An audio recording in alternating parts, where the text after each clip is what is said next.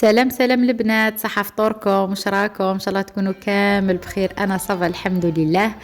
جيت اليوم وجبت لكم معايا طبق راقي جدا اللي هو طبق الشواء القسنطيني. هيا معايا البنات نشوفوا واش كاين في هذا الطبق.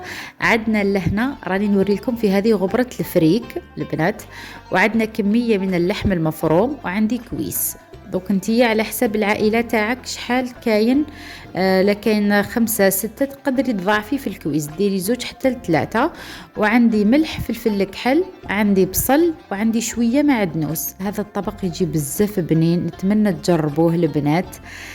طبق يجي زاكي تاني، ما يجيش شوية، الله يبارك. وخاصة يصلح في عيد الأضحى، يعني يكون اللحم متوفر، تكون يعني تقدري تجربيها على راحتك إن شاء الله. عندنا لهنا ملح، فلفل كحل، حبة بيض، وبصل. هذا الطبق البنات في قسنطينة يديروا حتى في عرسهم، يديروا في مناسباتهم الخاصة، يقيموا به العبد اللي يكون عزيز هكا، يديروا له هذا الطبق الله يبارك. عندنا لهنا كمية من اللحم المفروم، وعندي حبة بصل. أنا اكتفيت بحبة فقط البنات تكفيني، لا ضاعفتي كمية اللحم المفروم، ضاعفي كمية البصل، لأنه البصل يعطي بنة كبيرة للحم المفروم. عندي شوية توم، أنا ما فهمتش في المقطع، ما بانليش. على هنا راني رحيت البصل البنات حطيته في اللحم المفروم، ومن بعد بانت لي بلي نعاود نحط اللحم المفروم مع البصل فلاشواغ باش يترحالي مليح ويدخل هذاك البصل في اللحم. انا شوفوا كنت راح ندير حبه تاع البيض، ومن بعد ما حبيتش حتى نعاود نرحي اللحم المفروم. درت ملح، فلفل كحل. كاين اللي بزاف اللي يديروا له شويه كركم باش يتبدل لون المرق، انا ما نديرلوش، ما نكذبش عليكم، نخليه طبق الاصلي على حاله كما راكم تشوفوا معايا البنات. نعاود نرجع كمية اللحم المفروم مع البصل، نرحيهم كامل في الاشوار، قلت لكم باش يدخل هذاك البصل داخل اللحم، وممطون اللحم ما يدير لكمش هذوك لي روشي في المرق. لهنا ما نديرش لا شابلير، ندير غبرة الفريك، تعطي بنة كبيرة للحم. هو الفريك كي يرحيوه البنات ويصيروه تخرج هذه الغبرة، يسموها غبرة الفريك. وكاين اللي يقولوا لها الدقاق، هذه هي. كاين اللي يقولوا لها الدقاق، وكاين اللي يقولوا لها غبرة الفريك.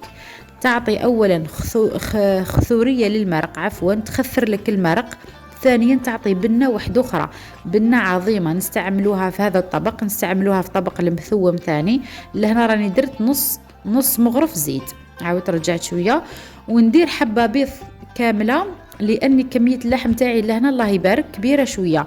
ولا كنتي مدايره كونتيتي صغيره تاع اللحم المفروم، ضربي حبه بيض في طبسي وحده وحطي بشويه. هذا ما كان. نتمنى ان شاء الله كامل تجربوا هذا الطبق، والله طبق راقي بامتياز. قلت لكم يديروا في مناسباتهم الخاصه في قسنطينه. لهنا عندي ثاني كميه من المعدنوس. نجوزوا لهنا لمرحله المرق. عندي كمية من الزيت لهنا البنات، تحبوا ديروا شوية سمن وزيت كما حبيتوا. عندي بصل مفروم، وعندي كويس. لهنا راني درت شوية ملح، فلفل كحل، ولا عندكم فلفل ابيض يعني باش ما يوليش اللون تاع المرق تاعكم شوية للسواد، هذا ما كان. وعندي شوية توم، لهنا ما بانليش في المقطع تاني، درت شوية توم. قلت لكم كاين اللي يحبوا يضيفوا له الكركم، انا لا، ونغطي عليه ونخليه يتقلف هذا الطاجين تاعي. نجوزوا لهنا شوربه فريك. انا كنت رحيت شويه بصل، وعندي لحم غنمي، هذه شوربه فريك على الطريقه تاعي. عندي لهنا لي زيبيس، الحمار، الحار، والحلو، ملح، فلفل كحل، وعندي شويه حشيشه. انا هذا واش ندير في شوربه فريك تاعي البنات، تجي بزاف بنينه، تجي عسل، خاصه في هذو القدر تاع الفخار تجي هايله. برك قبل ما تطيبوا فيهم شمخوهم ليله كامل وهما في الماء، ومن بعد غدوه من ذاكي ينشفوا فيضوا فيهم شكاره حليب البنات، ومن بعد تيك طيبوا فيهم عادي. الا هنا بعد ما تقلالي الطبق تاعي تاع الشواء القسنطيني نكون مرقته، ونعاود نغطي عليه. هذاك اللحم المفروم البنات لازم تديروه صبيعات، ما تديروش ديبول، هو يجي بهذه الطريقه هكا. ومن بعد نحمروهم في شويه زبده البنات باش يعطوا بنه ويعطوا نكهه للمرق تاني. نجوزوا لهنا كانت اختي ربي يحفظها ديرنا في شويه ميني كيش، كانت عمرتهم بحشو الشاورما، كان جاو بزاف بنان. نقولها من هذا المنبر ميرسي اختيتي. اللي راهي معاونتنا بزاف في الكوزينه. انا الله غالب بحكم اني في العمل يعني ماشي دايما في الكوزينه، ما نكذبش عليكم حبيباتي. لهنا بعد ما تقلت لي شوربه فريك تاعي نخليتها تقلت لمده ربع ساعه. لهنا كنت ضفت شويه حشيشه، والله كاين يقولوا لها الدبشه هكذا كما راكم تشوفوا. لهنا تقلت لي تخي بيان. كون صبت البنات راني دخلت لكم لا كامل داخل باش تشوفوا كميه العسل اللي طلقتها كي خليتها تقلات. لازم الشوربه فريك لازم تتقلى مليح، قد ما تقلات قد ما تجي بنينه، ما تقلاتش ما تجيش بنينه يكذب عليك. حتى وديري لها 1000 ايبيس. نمرقها لهنا بالماء السخون. انا جامي نمرق الماكله تاعي بالماء دافي ولا بارد، لازم بالماء سخون حتى يتغطى القدر هذاك وخلاص. ونغطي عليها، نضرب لها تحريكه خفيفه ونغطي عليها ونخلي اللحم تاعي يطيب على راحته. كما يقولوا جاه البرمه يبان في التقليه. هذه هي. لهنا كنت اني درت مرقه حلوه والله اللحم الحلو. والطاجين تاعي هاولي كيطيب لهنا حتى تشوفي طياب بدا يدخل هذاك الكويس. عندي كاس فريك. هذا الفريك انا ما غسلتوش لانه جاز علي يد ماما، تسمى غسلاته نقاته على بالها كامل واش كاين. لهنا بعد ما ترفد لي الغليه باش نرمي الفريك تاعي. شوفوا لهنا البنات كي يرفد المرق بدا يغلي نرمي الكاس تاع الفريك تاعي. دوك هذه لهنا البرمه الله يبارك دير لي مده 3 ايام شوربه فريك. نغطيها ونخليها طيب على راحتها مدة نص ساعة هكذاك. لهنا نجوزو للمقلة.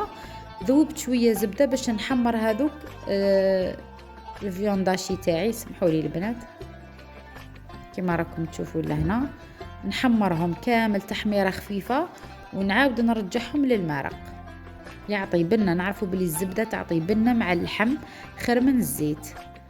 جربوه البنات والله يحمر لكم وجهكم. ونعرفوا باللي اللحم هو بنين خاصة كي ديريه بهذه الطريقة. ونتمنى تجربوا غبرة الفريك في اللحم لأنها تستغناو على شابلير ما تعطيش بنة. هذه الغبرة البنات تعطي بنة عظيمة في اللحم. لهنا كنت استفتهم كامل في الطاجين تاعي.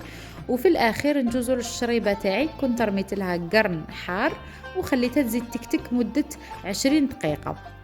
شوفوا لهنا ثاني كنت رميت قرن حار نغطي عليها نحسب لها مدة 25 دقيقة ونطفي على الطاجين. المعلومة برك هذا الطواجن يشدوا بزاف السخانة البنات، يعني لا كنتوا راح تسربيوها تمتم يعني طفيو قبل. شوفوا الوجه لهنا الشوربة تاعي جات عسل. لهنا الطبق النهائي. شوفوا طاجين الشوا تاعي كيفاش جا ما شاء الله. هذو لي كيش تاوعي اللي كنت اختيتي عمرتهم بالشاورما. شوربه فريك جات بزاف خفيفه، جات بزاف هايله. الحمل حلو تاعي ثاني جا عسل كيما نتوما.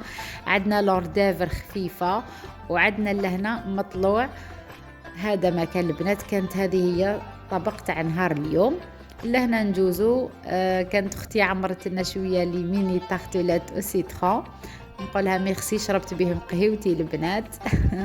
هذا ما كان هذا هو طبق لنهار اليوم. نتمنى ان شاء الله تجربوه لانه بزاف بنين. ان شاء الله تكونوا استفدتوا من هذه الوصفه يلو كان بالقليل. ورانا لهنا نستفادوا من بعضنا. بقاو على خير البنات الى وصفات ما خير. وان شاء الله رمضان نغتنموه في الصلوات. هذاك هو الصح والدعاء اكبر حاجه. هذه هي الفرصه تاعنا اكبر من الاكل والله كل حاجه. بقاو على خير البنات الى وصفات ما خير حبيباتي.